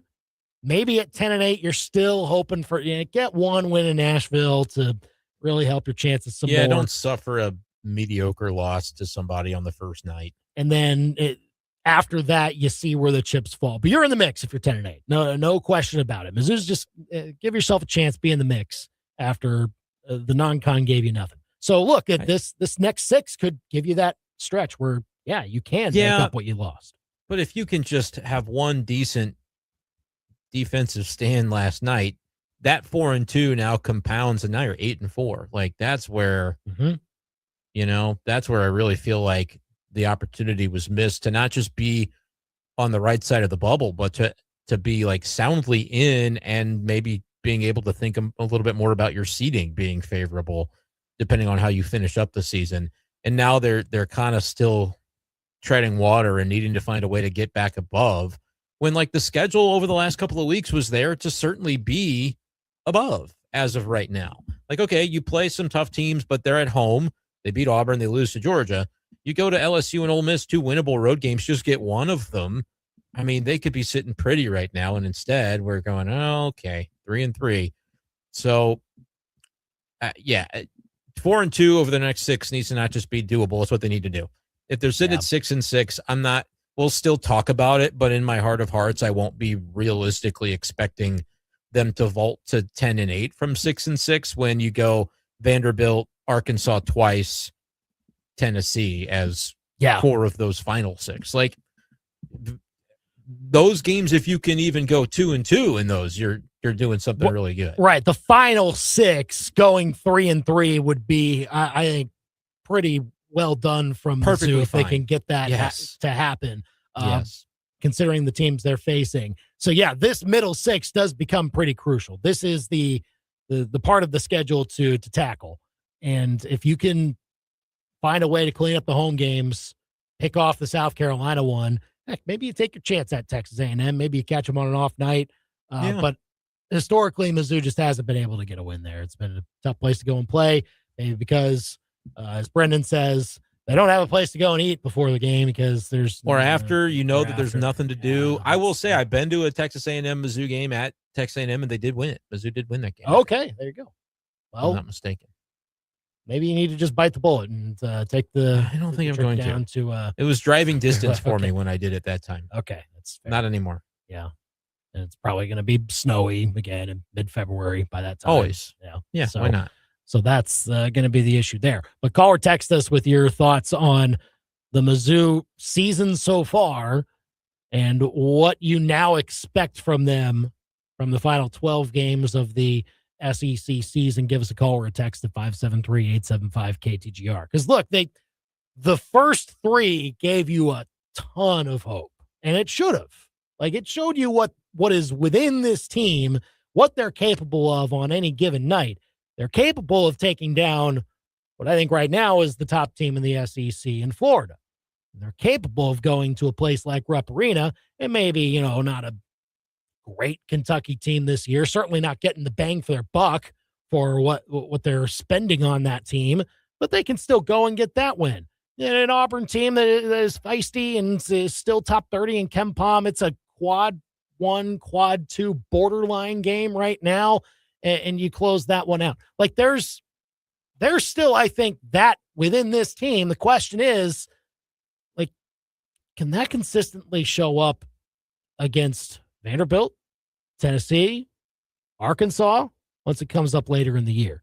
And like, it's fair to question if once you get to that point, assuming you stay healthy, that's the other thing. One injury could derail this thing. That's the problem. We're right back where we were when we didn't want to be in the place we were in, if that's the case. The wrong injury cooks it. And so, like, you could have results like you saw in non-con play be a little more in play if one piece from this puzzle gets taken out. But I mean, do you expect that, Brendan? Do you expect them to tackle what they need to tackle over the next 3-ish weeks? And if you're making me call it today, are they a tournament team? Do they make the field? I would tell you no. Well, I won't even say that. I'll say just what record they get to. Like, is 10-8? You think? No, that they're I don't think they get to 10-8. No, okay. Right. I think they'll go 8-10 or 9-9 because, like I said, in those games, I think they'll be in a number of games like last night. They've got 12 games remaining. Half of them may come down to the final 60 seconds of regulation, and if that's true, I think they're going to win 2 of the 6. When in reality, you need to probably win 3 or 4 of the 6 to get where you want to go. I just have my doubts about their execution down the stretch. We saw a close loss at Notre Dame in that regard. We see last night as one of those types of losses. There are wins to point to, certainly in Dennis Gates' tenure, that go the other way. But I think sometimes you just have to have the personnel that rises above. Like his post-game presser, again, I'll point to it. Well, it worked before when we had Jacob Cruz take a shot, so we're going to try that again. Completely different circumstances. Not a half-court set. You've got very limited time, 5.5 seconds. Does your point guard, who's really your backup point guard, know and internalize that clock to know how the speed at which he's got to be moving to execute that? Clearly, the answer to a lot of those questions last night was no. What will change between now and then? Maybe Anthony Robinson wakes up, but I'm done holding out hope for that. He's going to have good games. He's going to have bad games, and he's a momentum player. So if the momentum is trending wrong, can I expect it to come back quickly for him to be able to like reclaim his swagger a little bit as one of the main pieces on this team? Dennis Gates has not been shy that he needs to be the engine. Right now, your engine is kind of sputtering. And so like, I can't today sit here and go, yeah, they're going to get to 10-8. I'm going to say they're going to go 8-10. Like they're going to disappoint relative to, and maybe that's even a little bit harsh, but 9-9, I don't think gets you in with the SEC. It's just a little bit down this year, certainly compared to what it was last year. So no, as of today, I say they're one of those next 4 out.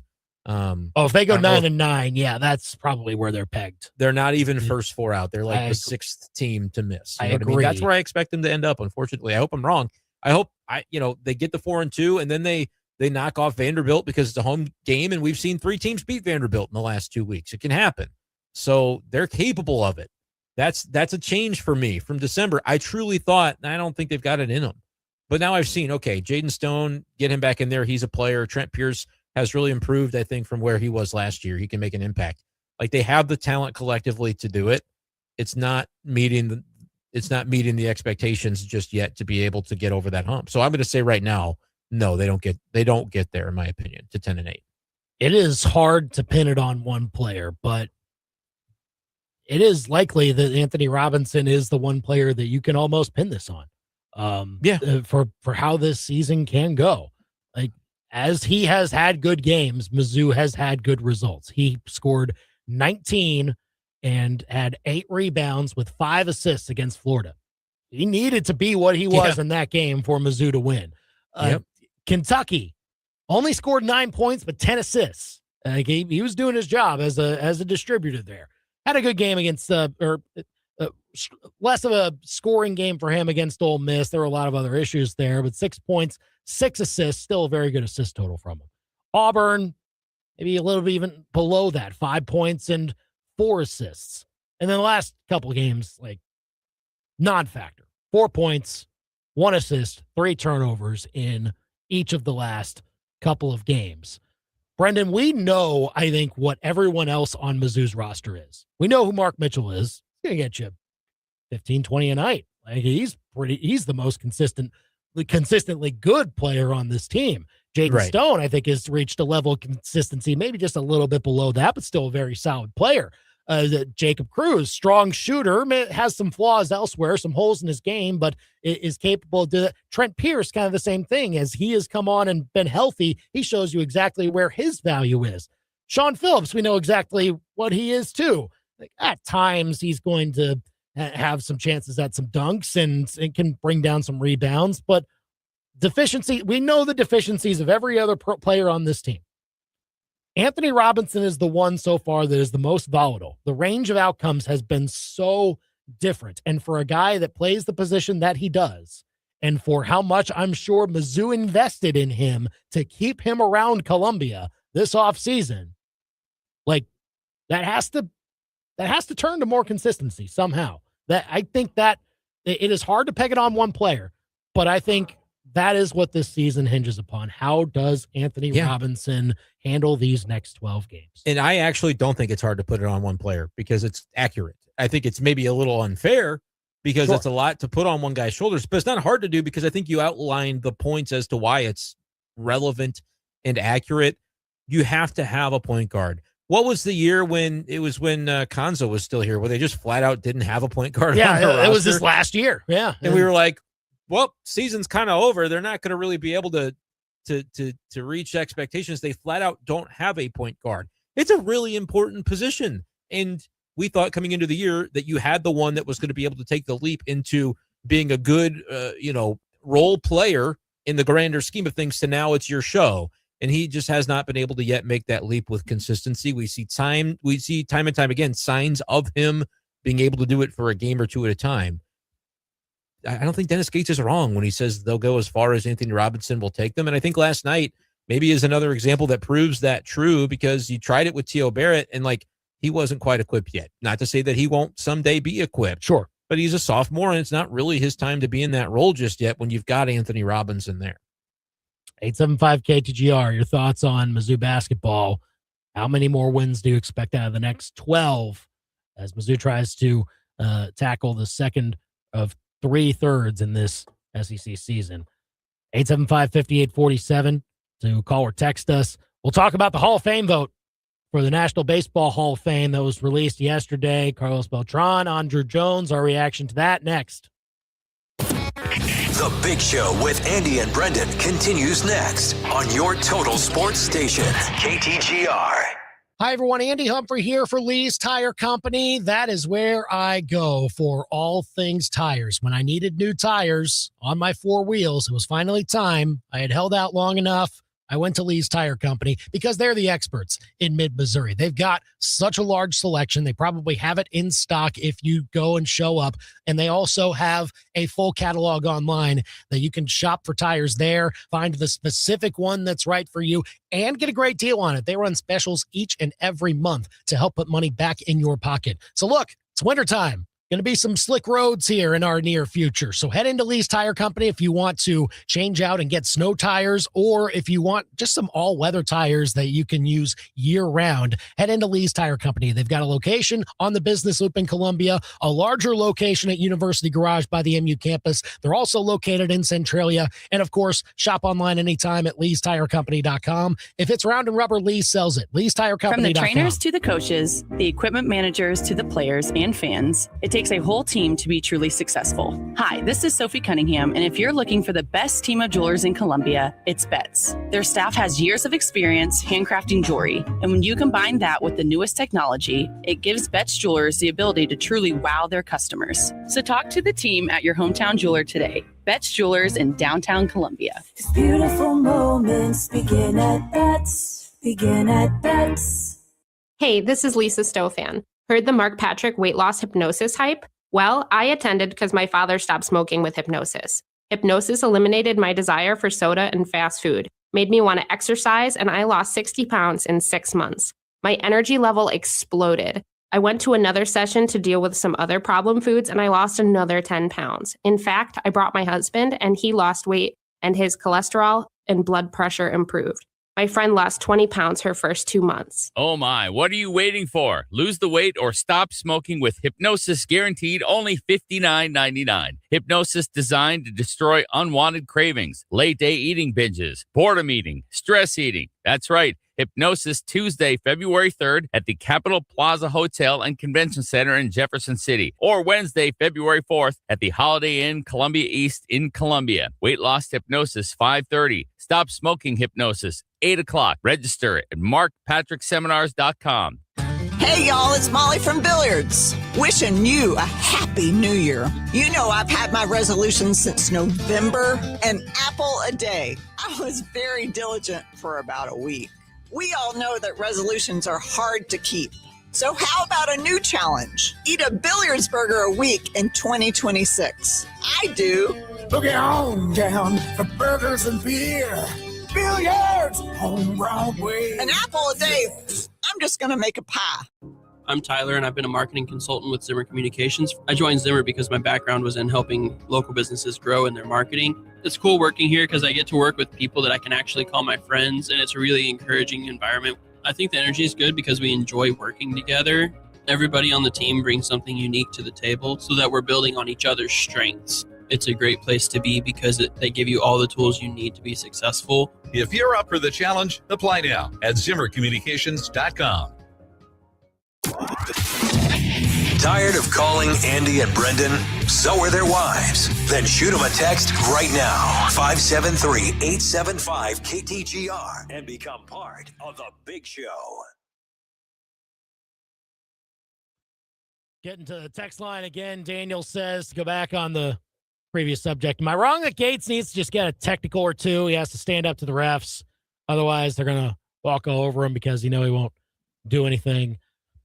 See, with something like getting teed up, if you're a coach, I feel like the goal of that is to fire up your team and not necessarily of like working the officials to influence. Like, okay, the official is asserting his power over you by teeing you up, and if you say another thing to him, you're gonna get another tee and you're gonna be out. Like that's not gonna help your group. Like it's the point is to fire up your own team and stand up for them. And maybe that inspires better play and things like that. So, I mean, look, we never know what gets said between officials and coaches. That's kind of the one thing in sports that I would love to be a fly on the wall for. How does a coach work a ref? Like that's I'm sure it's an art form, and I would love to know more about it. But that's that is an interesting text, though. Yeah, and I don't know. I agree with you. There are times where you want to see your coach get a tech because the players need the message that, hey, I've got your back. This jerk over here is, going to do what he's going to do, but we're going to play our game, and I agree with you. So let me handle telling him, and you guys just go play. Like that's sort of the function of it, I think, a lot of times. So obviously last night, Dennis Gates irked by the officials. He did try to save it a little bit in the press conference, but when he was asked point blank, did you think it was officiated well? He's like, oh, yes, I thought it was a great, well officiated game. Kind of paraphrasing there, but obviously with some of the comments he had about free throw disparity and the kick out from the Georgia player that tripped Cruz and other stuff that happened during the game, like he clearly had some issues. So we'll see if the league office decides to do anything about that. Last night, Baseball Hall of Fame vote came out. And as expected, these were the two guys that were polling the best going in. Carlos Beltran, former Cardinal and Royal, inducted or will be inducted to the Baseball Hall of Fame later on in July, I believe, along with Andruw Jones, longtime center fielder for the Braves, who kind of gets in really by the mostly by the defense, I think, from that he showed in center field, and in addition to the hitting numbers, like he had a very good career slugging percentage, a lot of home runs, things like that, but defensively it kind of put him over the top, I think, from how he played center field too. Yeah, his peak of his offense, and I know that's the conversation, is like, well, why Andruw Jones and not Jim Edmonds, which Jim Edmonds fell off the ballot, I think his first time on it. I think you're right. A number of years ago, like 5 years after you retire, that's your first time being on the ballot. And if you don't get 5% of the vote, you're not in it. The problem is for this writer's ballot, they limit you to 10, which right now in the current era of the ballots, like if I were filling out a ballot this year, I don't think I would probably have a full 10, but there have been some years where for sure you're like, this guy's a Hall of Famer, but not yet. Like I don't have room on my ballot for some people. And like I think Jim Edmonds just kind of got lost in that shuffle, but it is noteworthy. Like their careers aren't all that different. Why is Andruw Jones getting the pub, if you will, that Jim Edmonds didn't really ever get. And it is kind of an interesting conversation, but the defense certainly for him. And then maybe the peak was a little stronger. I guess maybe not though, when you dig into the numbers. So it is kind of interesting. I do like that Carlos Beltran got in. There was the thought of, when I'm sorry to have to bring this up, but when some of the sign stealing and different things were going on, like he was going to be a manager that next year. Am I mistaken? The Mets hired him. The Mets had hired him before he managed the game. They fired him. And he left. Yep. And so with that, look, if the Mets had never hired him in the first place, I don't think this thought would have ever crossed my mind. But because it happened and it was like, wow, there's a real tangible reaction to whatever his involvement may have been in this scandal. Like, I wonder how that'll affect Hall of Fame stuff down the road. And I think rightfully it didn't really that much. Like, he's in and worthy. I mean, not a lot of switch hitters. That's kind of the category you throw him into where you go that were on his level. Carlos Beltran, stud, and a stud for a lot of different teams, as you mentioned. And I think I saw a tweet where the Royals cap got the pub. Am I correct about this? I don't know who sent that out, but I feel like it was maybe something quasi-official to have. I don't know. I don't know if I saw anything official on that just yet. You can go and dig, but I'm not saying you're wrong. I'm saying that I didn't see it yet. But MLB sent the tweet out. Right. This is the MLB official account, and the largest of it's like a little graphic they put together, and there's one of him that's kind of like a headshot, one of him swinging a bat.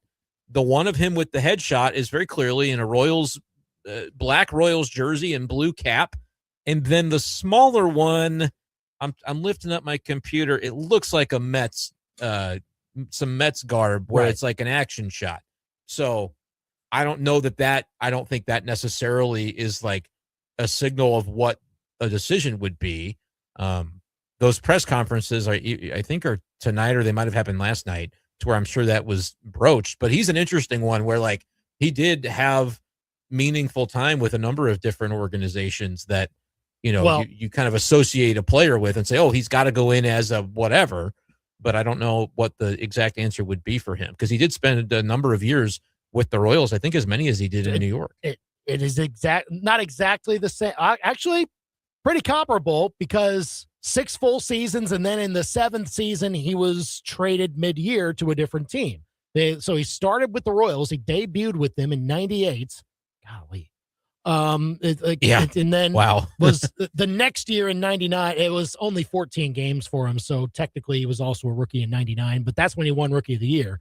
6 seasons with the Royals before in '04 he was traded to Houston, and then after that only spent a half season in Houston, and then signed that off season with the Mets, where he spent pretty much the exact same amount of time. Was traded at the deadline. So it's really between those two, like 6.5 seasons with both the Mets and the Royals, and no more than parts of 3 seasons with anybody else.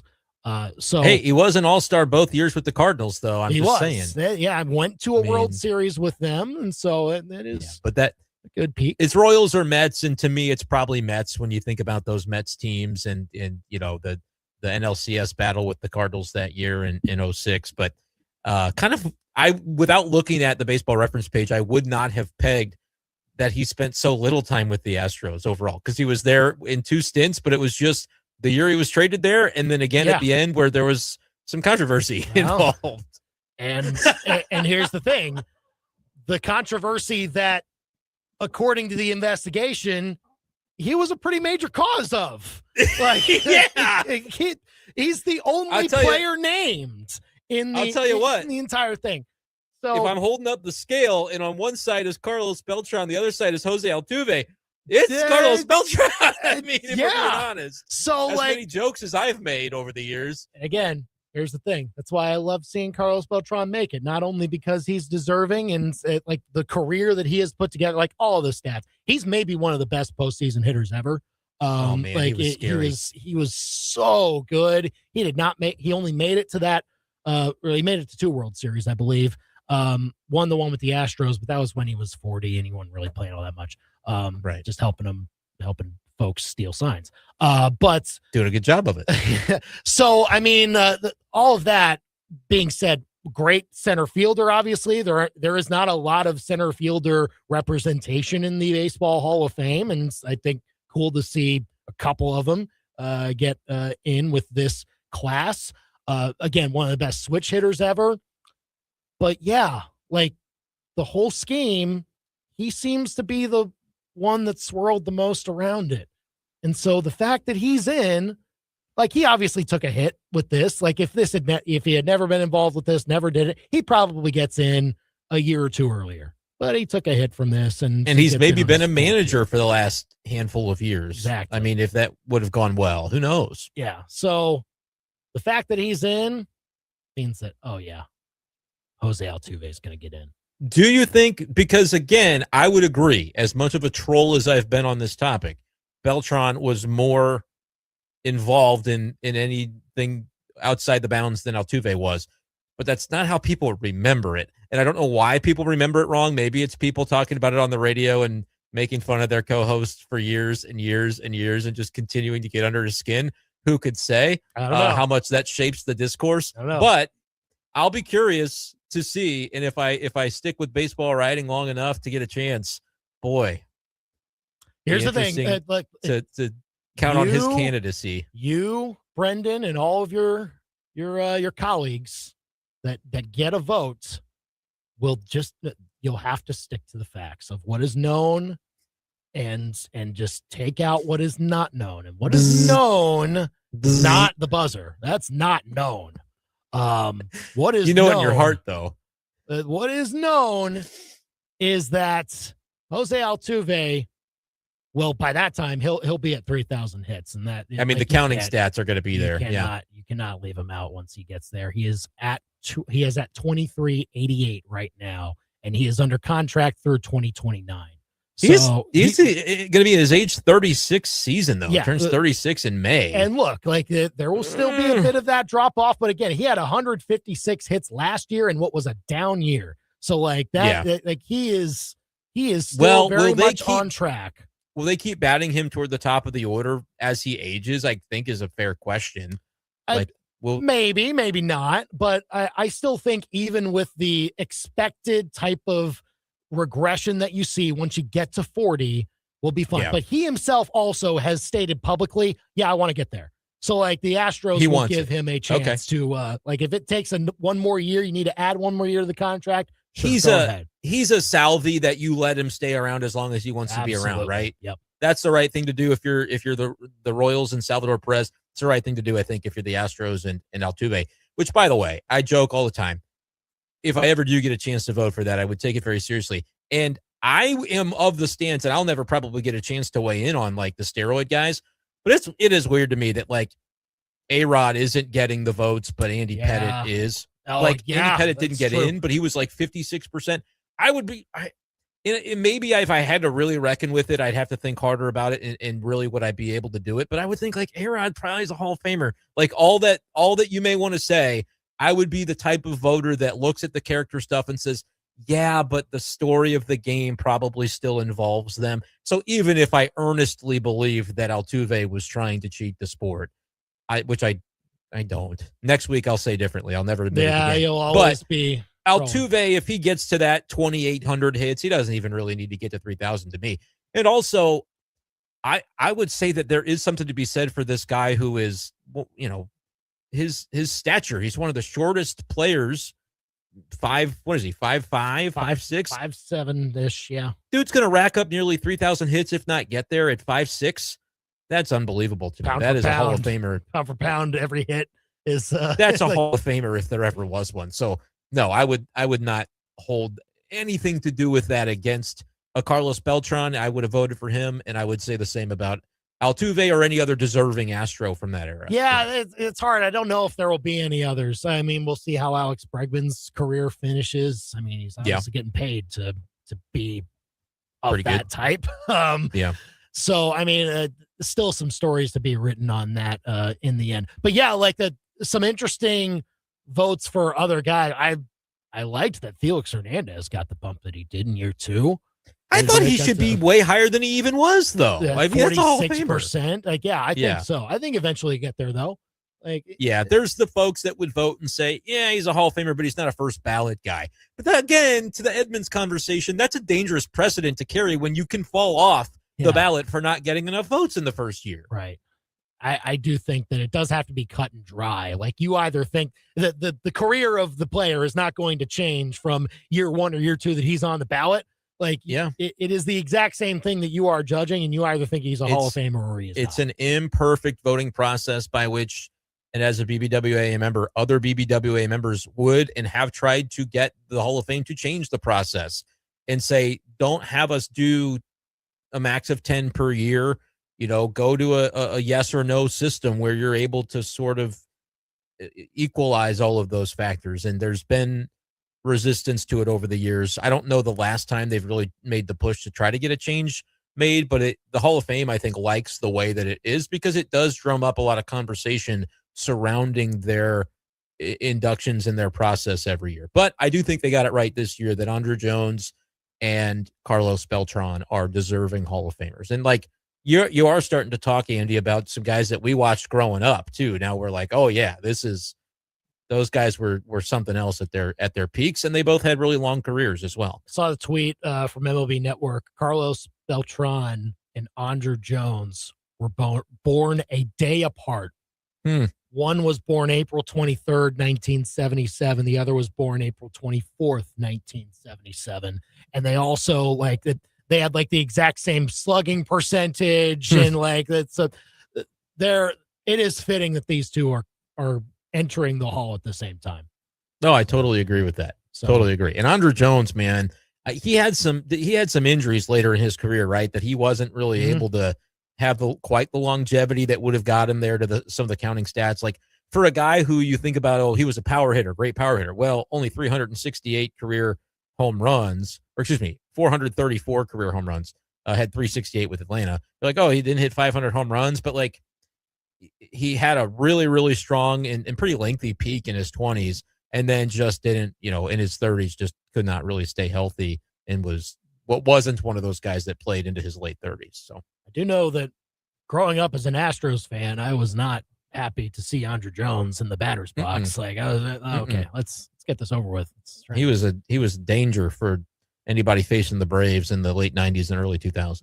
875 KTGR if you want to weigh in on the Baseball Hall of Fame vote revealed last night. So we'll get some more of your calls and texts in after this live local sports center on the Big Show. Now, your local sports center update on your total sports station, KTGR. Good afternoon. I'm Billy Jones. The Sports Center update is with Lee's Tire Company. If it's rounded rubber, Lee sells at Lee'sTireCompany.com. Mizzou men's basketball loses their first home game of the season as they fall to 21st ranked Georgia 74-72 after a go-ahead three-point play from Georgia's Smurf Millender with 5 seconds left. Mark Mitchell led the Tigers in scoring with 18. Jaden Stone and Jacob Cruz also finished in double digits. Missouri falls to 13-6 on the season and 3-3 now in SEC play. They'll be back in action Saturday against Oklahoma. Tip-off set for 1 p.m. with pregame starting 15 minutes prior right here on KTGR. Kelly Harper, the Mizzou women's team, they'll play tomorrow against Ole Miss. 6:30 start for that one, pregame beginning at 6:15. And the St. Louis Cardinals announced today Yadier Molina will serve as a special assistant to Chaim Bloom, who is named president of baseball operations this fall. 2 new inductees to the Baseball Hall of Fame, including Carlos Beltran, who spent time with both the Royals and the Cardinals. He earned Rookie of the Year honors with Kansas City and was twice named an All-Star with St. Louis. Blues fall 3-1 last night in Winnipeg. Jordan Kyrou with a lone goal. Up next, your ABC 17 Storm Track forecast.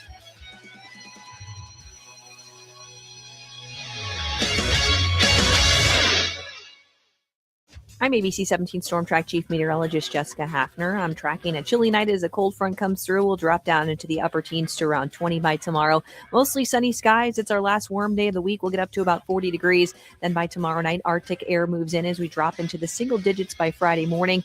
We'll be tracking snowfall by late Friday night. I'm ABC 17 Storm Track Chief Meteorologist Jessica Hafner, and that's your ABC 17 Storm Track forecast on your total sports station, KTGR. Midway Electric presents the High School Sports Power Play of the Week. Waits for the traffic to clear. Now he gives an outlet up the floor to Priest. Reese to Kritza, right wing, Davis. Give and go with Kritza, down low. Kritza up and in with the foul. Kritza takes the harm, gets the hoop. He'll head to the line for one more. That's the Power Play of the Week with Midway Electric, powered by people with pride. MidwayElectricInc.com. Hi, I'm Sarah Sticklin McDonald. And I'm Charlie Sticklin with the Sticklin and Sticklin Law Firm. And I'm Mizzou Softball's Natalie Touche. At Sticklin and Sticklin, all we do is personal injury. We've earned millions for our clients since 1991. On the diamond, I trust my team. Off the diamond, I trust Sticklin and Sticklin. Don't let the insurance companies strike you out. Let Sticklin and Sticklin go to bat for you.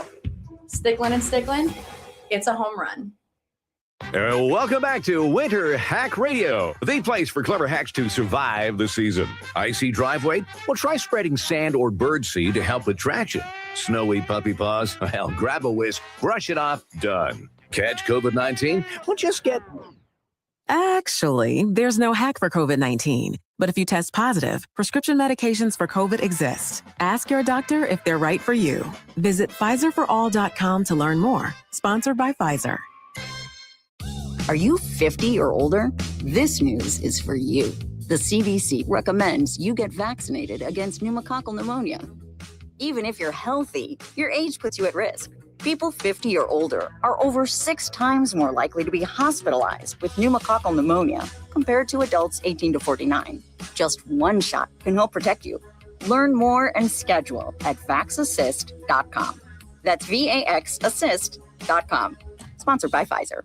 You're a merchant of all things that are man. Firearms, fishing, cars, food, sports. Yeah, the kind of stuff every man always needs more of. So show it off at the Mecca of Man, the 2026 Como Man Show, Saturday, March 14th at the Northeast Event Center where the Boone County Fair is held. It's the best and most fun way to show every man they need what you got. Seriously, by showing them. Bring your best stuff, show it off, and have a blast. For more info on being a vendor at the Man Show, go to ComoManShow.com. This is the year she gets an upgraded diamond. The year that dad finally gets his retirement watch. And the year that your daughter graduates. So you give her the necklace she's always dreamed of. Family Pawn is not your traditional pawn shop, but they are your secret to saving big on stunning jewelry for every occasion. Family Pawn, where you'll find timeless treasures for a fraction of the cost. FamilyPawn.com. Not your traditional pawn shop.